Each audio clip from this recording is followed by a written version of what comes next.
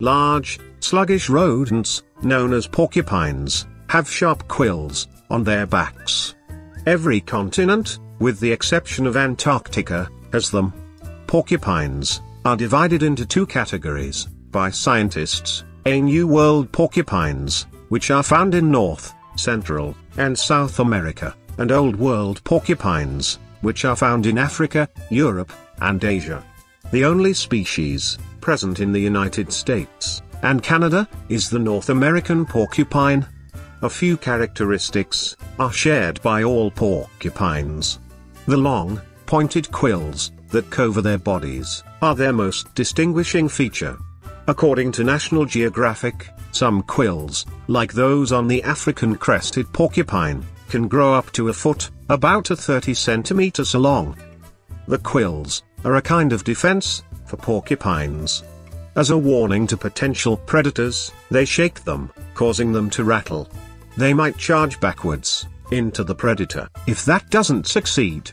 The Animal Diversity Web states that the quills are loosely linked, but cannot be projected or thrown.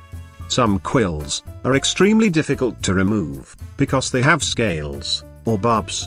A lost quill is not permanently lost. Over time, they regenerate. According to National Geographic, a North American porcupine can have 30,000 or more quills. The North African crested porcupine is the biggest type of porcupine. It can reach lengths of up to 36 inches, about 90 centimeters. The Bayer hairy dwarf porcupine is the tiniest. Up to 15 inches, about 38 km long, it can grow. Depending on the species, porcupines range in weight from 2.5 to 77 pounds, about 1.2 to 35 kilograms, and can have tails as long as 8 to 12 inches, about 20 to 30 centimeters, according to the San Diego Zoo. Each variety of quill has a different length. Old World porcupines often have quills that are up to 20 inches, about 51 km long, while New World porcupines typically have smaller quills that are around 4 inches, about 10 km long.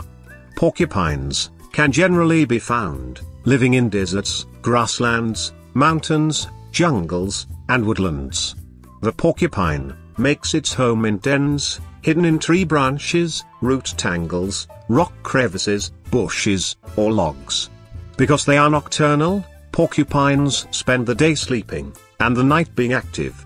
They go scavenging at night for food. Old World porcupines stay on the ground, while New World porcupines spend their time in the trees. Porcupines are not very social animals. Although New World porcupines occasionally team up, both species of porcupines are mainly solitary animals. A mother and her young are referred to as a prickle, which is a family unit. Herbivores are porcupines. This indicates that they eat largely plants. Some porcupines consume a lot of stems and bark because they adore wood.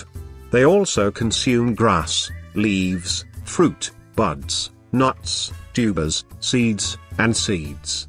Porcupines don't eat flesh, however they do gnaw on bones to keep their teeth sharp. Additionally, bones provide them with crucial minerals, like calcium and salt, that are necessary for good health. Additionally, porcupines may consume insects and small reptiles.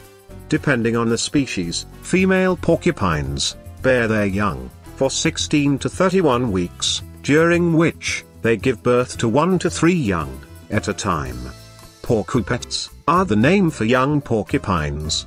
According to the San Diego Zoo, porcupines weigh roughly 3% of their mothers at birth.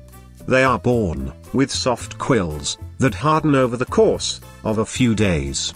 Porcupines can live up to 15 years in the wild and reach sexual maturity at 9 months to 2.5 years, depending on the species.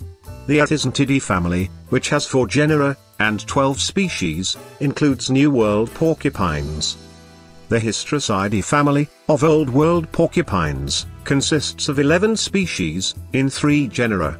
Depending on the species, The International Union for Conservation of Nature lists porcupines as either least concern or vulnerable. The bristle-spinned porcupine and the Philippine porcupine are two species that are classified as vulnerable. Though some species lack sufficient data to determine their status, there are presently no species categorized as endangered.